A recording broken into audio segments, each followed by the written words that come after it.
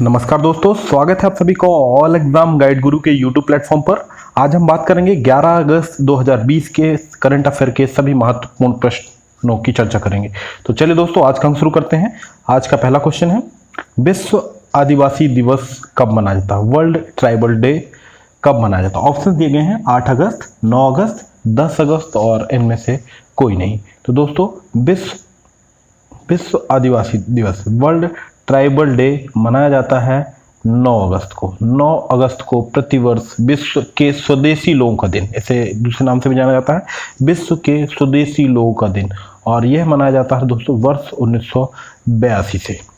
स्वदेशी लोग वे जाति समूह होते हैं, इंडिजीनियस लोग, जो किसी क्षेत्र में शुरू से ज्ञात व्यक्ति होते हैं, वो कहलाते हैं स्वदेशी लोग। और यह दिवस मनाया जाता है प्रत्येक वर्ष 9 अगस्त को, और इस वर्ष भी यह दिवस मनाया गया है। और इस वर्ष 2020 में इसके लिए थीम रखी गई है, विषय वस्तु रखी गई है कोविड-19 एंड इंडिजीनियस पीपल रेजिलेंस। ये इस वर्ष के लिए थीम रखी गई है, कोविड-19 एंड इंडिजीनियस पीपल रेजिलेंस, ये इस वर्ष के लिए थीम रखी गई है। चलिए दोस्तों, अगले क्वेश्चन की ओर बढ़ते हैं। अगला क्वेश्चन है, हाल ही में महिंद्रा राजपक्षे ने किस देश के प्रधानमंत्री के रूप में शपथ ली है? ऑप्शन दिए गए हैं मालदीव, बांग्लादेश, श्रीलंका और भूटान। तो दोस्तों, हाल ही में महिंद्रा राजपक्षे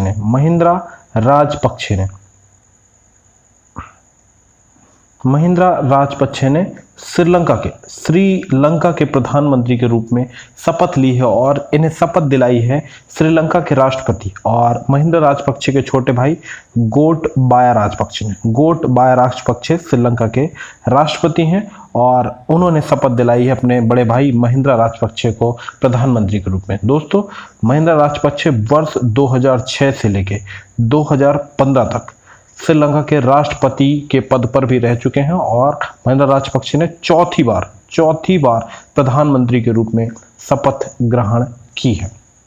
नजर डालते हैं श्रीलंका पे। श्रीलंका की राजधानी दोस्तों कोलंबो, और इसकी दूसरी राजधानी बनाई गई है श्री जयवर्धने कोटे। गोटबाया राजपक्षे यहाँ के राष्ट्रपति हैं। मालदीव की बात कर ले तो दोस्तों, मालदीव की राजधानी है माले। इब्राहिम सोलिह मोहम्मद मालदीव के राष्ट्रपति हैं। बांग्लादेश की बात कर लें तो यहाँ की राजधानी है ढाका, और शेख हसीना यहाँ की राष्ट्रपति हैं। भूटान की बात कर लें तो राजधानी है थिम्पू, और श्री लोटे सोरिंग यहाँ के प्रधानमंत्री हैं। दोस्तों, अगर आप नज़र डालें इन चारों ऑप्शंस पे गौर करें तो ये चारों सार्क राष्ट्रों के सदस्य हैं। सार्क क्या होता है दोस्तों? South Asian association of regional corporation. यह साउथ एशिया में स्थित 8 देशों का एक क्षेत्रीय संगठन है। इसमें शामिल है मालदीव, बांग्लादेश, श्रीलंका, भूटान और भारत, पाकिस्तान, नेपाल और अफगानिस्तान। ये 8 राष्ट्र इसमें शामिल हैं, और इसकी स्थापना हुई सार्क की वर्ष 1985 में, और इसका हेडक्वार्टर है काठमांडू, नेपाल। अगले क्वेश्चन की ओर बढ़ते हैं। अगला क्वेश्चन है, हाल ही में राष्ट्रपति ने भारत छोड़ो दिवस के अवसर पर कुल कितने स्वतंत्रता संग्राम सेनानियों को सम्मानित किया है? दोस्तों, हाल ही में भारत छोड़ो आंदोलन के उपलक्ष्य में प्रतिवर्ष भारत छोड़ो दिवस मनाया जाता है, और ये मनाया जाता है दोस्तों 8 अगस्त 1942 को महात्मा गांधी जी के द्वारा भारत छोड़ो आंदोलन, क्विट इंडिया मूवमेंट की शुरुआत की गई थी, और इसका उद्देश्य अंग्रेजी शासन को उखाड़ फेंकना था। इसी दिवस के उपलक्ष्य में प्रत्येक वर्ष भारत के महामहिम राष्ट्रपति स्वतंत्रता संग्राम सेनानियों को सम्मानित करते हैं, और इस वर्ष राष्ट्रपति श्री रामनाथ कोविंद जी के द्वारा कुल 202 स्वतंत्रता संग्राम सेनानियों को सम्मानित किया गया था। दोस्तों, ध्यान देने बात यह है कि यह भारत छोड़ो आंदोलन की 78वीं वर्षगांठ थी। 78वीं वर्षगांठ के अवसर पर महामहिम राष्ट्रपति श्री रामनाथ कोविंद जी के द्वारा 202 स्वतंत्रता संग्राम सेनानियों को सम्मानित किया गया है। अगले क्वेश्चन की ओर बढ़ते हैं। हाल ही में प्रधानमंत्री मोदी जी ने कृषि बुनियादी ढांचा कोष के अंतर्गत कितने बजट का प्रावधान रखा है? ऑप्शंस दिए गए हैं 1 लाख करोड़, 2 लाख करोड़, 5 लाख करोड़ और 10 लाख करोड़। दोस्तों, हाल ही में प्रधानमंत्री श्री मोदी जी ने कृषि बुनियादी ढांचे के अंतर्गत 1 लाख करोड़ का बजट का प्रावधान रखा है। यानी इस प्रश्न का सही उत्तर दोस्तों ऑप्शन ए। इसका उद्देश्य फसल कटाई के बाद प्रबंधन और कृषि उपज के विपणन के लिए प्रोत्साहन प्रदान करना। यह किसानों के लिए बेहतर भंडारण और कोल्ड स्टोरेज सुविधा प्रदान करेगा इस बजट के माध्यम से। अगले क्वेश्चन की ओर बढ़ते हैं दोस्तों। इस पे नजर डालने वाली दो बात है कि भारत के कृषि मंत्री भी कौन है। तो भारत के कृषि मंत्री हैं श्री नरेंद्र सिंह तोमर। नरेंद्र सिंह तोमर भारत के कृषि मंत्री हैं और हाल ही में भारत के कृषि मंत्री श्री नरेंद्र सिंह तोमर जी के द्वारा किसान रेल चलाई गई है। किसान रेल चलाई गई है और ये चलाई गई है महाराष्ट्र के नासिक के देवलाली से लेके बिहार पटना के पास दानापुर तक, देवलाली से दानापुर तक के बीच चलाई गई है किसान रेल। और यह रेल पेरिशेबल गुड्स को ट्रांसपोर्ट करेगी और कृषि मंत्री श्री नरेंद्र सिंह तोमर ने इसको हरी झंडी दिखाई है। अगले क्वेश्चन की ओर बढ़ते हैं। अगला क्वेश्चन दोस्तों, हाल ही में आत्मनिर्भर भारत सप्ताह का शुभारंभ किसके द्वारा किया गया है? ऑप्शन दिए गए हैं श्री अमित शाह, श्री राजनाथ सिंह, श्री वेंकैया नायडू और इनमें से कोई नहीं। तो दोस्तों, भारत के रक्षा मंत्री श्री राजनाथ सिंह ने आत्मनिर्भर सप्ताह का शुभारंभ किया और यह प्रारंभ किया है 10 अगस्त से और 10 अगस्त से लेके 15 अगस्त तक आत्मनिर्भर भारत सप्ताह यानी सेल्फ रिलायंट वीक मनाया जाएगा। और इसकी शुरुआत की है भारत के रक्षा मंत्री श्री राजनाथ सिंह ने। इसका उद्देश्य भारत के स्थानीय विनिर्माण में वृद्धि के साथ उनके दृष्टिकोण को बढ़ावा देना है। हाल ही में भारत के प्रधानमंत्री श्री नरेंद्र मोदी जी के द्वारा आत्मनिर्भर भारत की अर्थव्यवस्था को गति देने के लिए आत्मनिर्भर अभियान की शुरुआत की गई थी। श्री अमित शाह भारत के गृह मंत्री हैं। श्री वेंकैया नायडू भारत के उपराष्ट्रपति हैं। अगले क्वेश्चन की बढ़ते हैं। अगला क्वेश्चन है, हाल ही में मालगुडी संग्रहालय कहां स्थापित किया गया है? ऑप्शन दिए गए हैं केरल, तमिलनाडु, कर्नाटक और आंध्र प्रदेश। हाल ही में केंद्रीय रेल राज्य मंत्री श्री सुरेश अंगड़ी ने, ये भारत के केंद्रीय रेल राज्य मंत्री हैं, कर्नाटक के शिवमोगा डिस्ट्रिक्ट में अरसलू स्टेशन में मालगुडी संग्रहालय का उद्घाटन किया हो और इसमें अरसलू रेलवे स्टेशन भवन को संग्रहालय में बदल दिया गया है। इसे मालगुडी थीम को ध्यान में रखकर बनाया गया है। यह मैसूर मंडल द्वारा वित्त पोषित किया जाएगा और यह स्थित दोस्तों कर्नाटक पे। कर्नाटक की बात करते हैं तो कर्नाटक की राजधानी है बेंगलोर। यहाँ के मुख्यमंत्री हैं श्री बी एस येदुरप्पा यहाँ के सीएम हैं। श्री वाजुभाई वाला कर्नाटक के राज्यपाल के रूप में कार्य कर रहे हैं। कर्नाटक में दोस्तों हम्पी के अवशेष तथा पट्टाकल के स्मारक यूनेस्को की विश्व विरासत सूची में शामिल स्थल हैं। यहाँ पे यानी कर्नाटक में अंसी, बांदीपुर, नागरहोल जैसे प्रसिद्ध नेशनल पार्क स्थित है। अगले क्वेश्चन की ओर बढ़ते हैं। अगला क्वेश्चन है, हाल ही में किसे अफगानिस्तान में भारत का राजदूत नियुक्त किया गया है? ऑप्शन दिए गए हैं श्री विनय कुमार, श्री रुदेंद्र टंडन, श्री विक्रम दोरीस्वामी, रीवा गांगुली। तो दोस्तों, हाल ही में रुदेंद्र टंडन को अफगानिस्तान में भारत का एम्बेसडर नियुक्त किया गया है, राजदूत नियुक्त किया गया है रुदेंद्र टंडन को। और ये कहाँ पे नियुक्त किए गए हैं? अफगानिस्तान में। और इन्होंने स्थान लिया है दोस्तों विनय कुमार का स्थान ले लिया है रुदेंद्र टंडन ने। और रुदेंद्र टंडन इसके पहले जकार्ता में स्थित है आसियान में राजदूत के पद पर कार्य कर रहे थे रुदेंद्र टंडन और अब इन्हें अफगानिस्तान देश में भारत का राजदूत नियुक्त किया गया। और दूसरी नियुक्ति दी गई दोस्तों विक्रम दोरीस्वामी को। इन्हें बांग्लादेश में भारत का राजदूत नियुक्त किया गया है और उन्होंने स्थान ले लिया है रीवा गांगुली जो पहले बांग्लादेश के राजदूत के पद पर कार्य कर रही थी। उनकी जगह विक्रम दोरीस्वामी को बांग्लादेश में भारत का राजदूत नियुक्त किया गया। अफगानिस्तान की बात करें दोस्तों तो अफगानिस्तान भारत का पड़ोसी राज्य है। भारत के साथ न्यूनतम सीमा साझा करता है अफगानिस्तान की राजधानी है काबुल और अशरफ गनी काबुल अफगानिस्तान के राष्ट्रपति हैं। आसियान पर नजर डाल लेते दोस्तों। Association of south east Asian nation, इसकी स्थापना हुई थी वर्ष 1967 में और कुल सदस्य संख्या है 10 और इसका हेडक्वार्टर है जकार्ता, इंडोनेशिया। अगले क्वेश्चन की ओर बढ़ते हैं।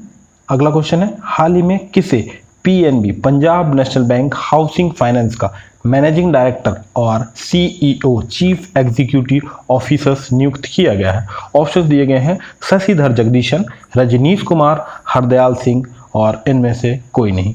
हाल ही में हरदयाल सिंह को Punjab national bank housing finance का मैनेजिंग डायरेक्टर यानी प्रबंध निदेशक और मुख्य कार्यकारी अधिकारी चीफ एग्जीक्यूटिव ऑफिसर्स नियुक्त किया गया है और इन्होंने स्थान ले लिया है नीरज व्यास का। नीरज व्यास पहले पीएनबी हाउसिंग फाइनेंस के एमडी और सीईओ के पद पर कार्य कर रहे थे और अब उनका स्थान ले लिया है हरदयाल सिंह ने। हाल ही में एचडीएफसी बैंक ने एमडी और सीईओ नियुक्त किया है शशिधर जगदीशन हाल ही में एचडीएफसी के एमडी और सीईओ नियुक्त किए गए हैं। रजनीश कुमार वर्तमान में SBI state bank of India के चेयरपर्सन के रूप में कार्य कर रहे हैं। स्टेट बैंक ऑफ इंडिया भारतीय स्टेट बैंक, इसकी स्थापना हुई थी 1 जुलाई 1955 में। इसका हेडक्वार्टर है मुंबई में। यह भारत में सार्वजनिक क्षेत्र का सबसे बड़ा बैंक है, स्टेट बैंक ऑफ इंडिया। अगले क्वेश्चन की ओर बढ़ते हैं। अगला क्वेश्चन है दोस्तों, हाल ही में NHAI national highway authority of India भारतीय राष्ट्रीय राजमार्ग प्राधिकरण ने किस संस्थान के साथ समझौता किया है? ऑप्शन दिए गए हैं IIT Roorkee, IIT Kanpur, IIT Mumbai और IIT दिल्ली। दोस्तों, हाल ही में national highway authority of India भारतीय राष्ट्रीय राजमार्ग प्राधिकरण ने IIT दिल्ली के साथ समझौता किया है। Indian institute of technology Delhi के साथ समझौता किया है। यह संस्थान अग्रिम डेटा प्रबंधन प्रणाली पर एक उत्कृष्टता केंद्र स्थापित करने में मदद करेगा NHAI की तथा वैज्ञानिक और तकनीकी विशेषज्ञता भी प्रदान करेगा। NHAI पे नजर डालें दोस्तों, national highway authority of India. यह भारत सरकार की एक ऑटोनोमस एजेंसी है जो सड़क नेटवर्क के प्रबंधन के लिए कार्य करती है। इसकी स्थापना हुई थी वर्ष 1988 में। इसका हेडक्वार्टर है न्यू दिल्ली में और वर्तमान में इसके चेयरपर्सन के रूप में कार्य कर रहे हैं संजीव रंजन NHAI के चेयरमैन के रूप में कार्य करते हैं और यह सड़क परिवहन मंत्रालय भारत सरकार के अधीन कार्य करती है। यह ऑटोनोमस एजेंसी भारत सरकार में सड़क एवं परिवहन मंत्री हैं श्री नितिन गडकरी भारत में सड़क परिवहन मंत्री के रूप में कार्य कर रहे हैं। IIT दिल्ली की बात कर लें दोस्तों, तो IIT दिल्ली की स्थापना हुई थी वर्ष 1961 में और वी रामा गोपाल राव वर्तमान में IIT दिल्ली के डायरेक्टर के पद पर कार्य कर रहे हैं। अगले क्वेश्चन की बढ़ते हैं। अगला क्वेश्चन है, हाल ही में किसके द्वारा OHE ओवरहेड इक्विपमेंट निरीक्षण ऐप इंस्पेक्शन ऐप लॉन्च किया गया है? ऑप्शन दिए गए हैं भारतीय सेना, भारतीय रेल, भारतीय रिजर्व बैंक और इनमें से कोई नहीं। तो हाल ही में भारतीय रेल इंडियन रेलवे के द्वारा OHE ओवरहेड इक्विपमेंट निरीक्षण ऐप लॉन्च किया गया है। इस ऐप की मदद से लेट आने वाली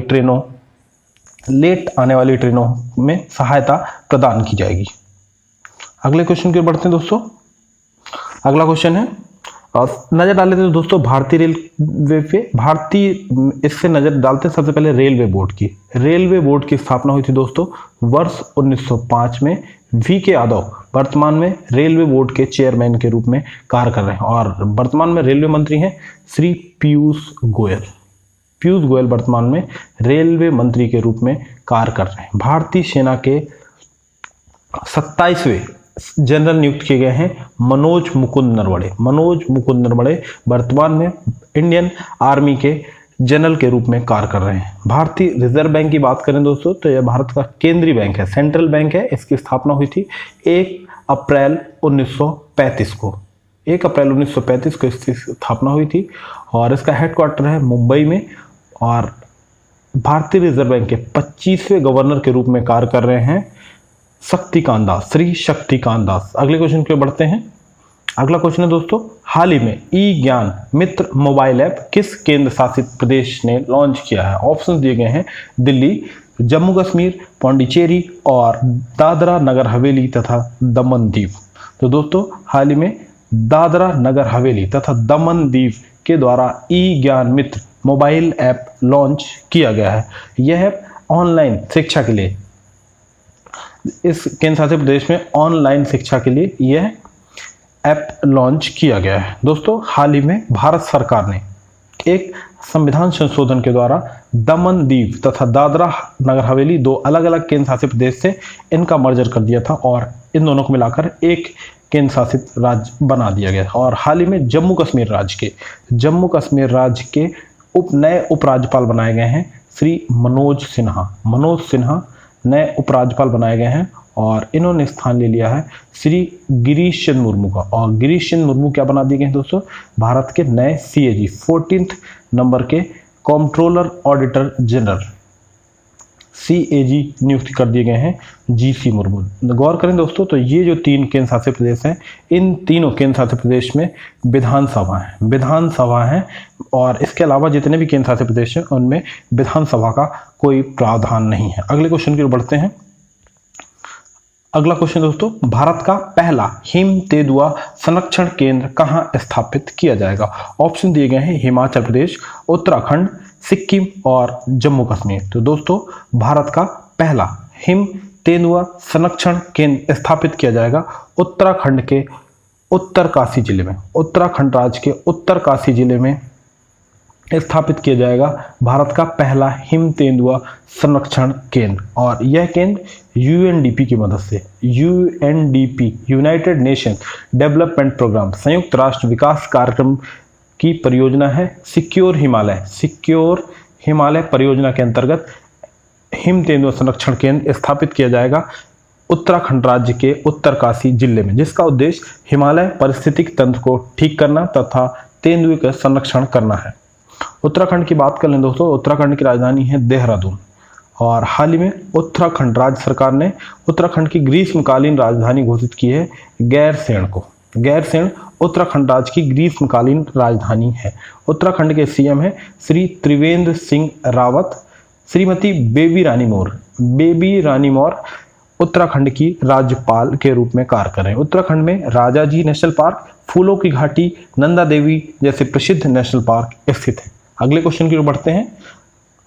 अगला क्वेश्चन दोस्तों, हाल ही में BCCI board of cricket control in India ने किस कंपनी के साथ स्पॉन्सरशिप सौदा रद्द किया है? ऑप्शन दिए गए हैं Vivo mobile, Oppo mobile, Paytm या इनमें से कोई नहीं। तो दोस्तों हाल ही में BCCI ने, board of cricket control in India ने Vivo मोबाइल के साथ स्पॉन्सरशिप सौदा रद्द कर दिया गया है। Vivo मोबाइल एक चाइनीज कंपनी है और हाल ही में भारत और चीन की सीमा पे कुछ भारतीय सैनिकों तथा चीनी सैनिकों के बीच झड़प देखी गई थी गलवान घाटी में।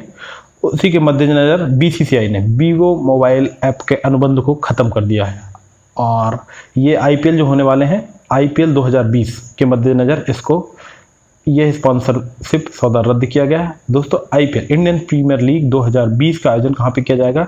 UAE में, संयुक्त अरब अमीरात में। और जो Vivo मोबाइल से अनुबंध था वो था वर्ष 2018 से लेके 2022 तक, 5 साल के लिए अनुबंध था, लेकिन BCCI ने इस अनुबंध को समाप्त कर दिया। BCCI की बात कर लें दोस्तों, तो भारत में क्रिकेट कंट्रोल बोर्ड है, ये सर्वोच्च नियामक संस्था है भारत में क्रिकेट की। इसका हेडक्वार्टर है मुंबई में और वर्तमान में इसके प्रेसिडेंट के रूप में कार्य कर रहे हैं पूर्व भारतीय क्रिकेट कप्तान सौरभ गांगुली वर्तमान में BCCI के प्रेसिडेंट के रूप में कार्य कर रहे हैं। अगले क्वेश्चन की ओर बढ़ते हैं। अगला क्वेश्चन है, हाल ही में किस देश ने भारतीय सैनिकों के लिए स्मारक निर्माण करने की घोषणा की है? ऑप्शन दिए गए हैं श्रीलंका, बांग्लादेश, कुवैत और इराक। हाल ही में बांग्लादेश की प्रधानमंत्री श्रीमती शेख हसीना ने भारतीय देश की स्वतंत्रता संग्राम में शहीद हुए भारतीय सैनिकों के लिए स्मारक निर्माण करने की घोषणा की है। दोस्तों, बांग्लादेश आज़ाद हुआ था 1971 में। 1971 में जो देश की आज़ादी के लिए स्वतंत्रता संग्राम हुआ था, उसमें जितने भी भारतीय सैनिक शहीद हुए हैं उनके लिए स्मारक निर्माण करेगा बांग्लादेश। वर्ष 2021 में बांग्लादेश की आज़ादी की 50वीं वर्षगांठ मनाएगा और इस वर्षगांठ के लिए यह स्मारक निर्माण करने की घोषणा की है बांग्लादेश की प्रधानमंत्री श्रीमती शेख हसीना ने। अगले क्वेश्चन की ओर बढ़ते हैं। अगला क्वेश्चन दोस्तों, हाल ही में किस राज्य ने प्रदूषण को कम करने के लिए इलेक्ट्रिक वाहन नीति प्रारंभ की है? ऑप्शन दिए गए हैं हरियाणा, पंजाब, दिल्ली और राजस्थान। तो हाल ही में दिल्ली सरकार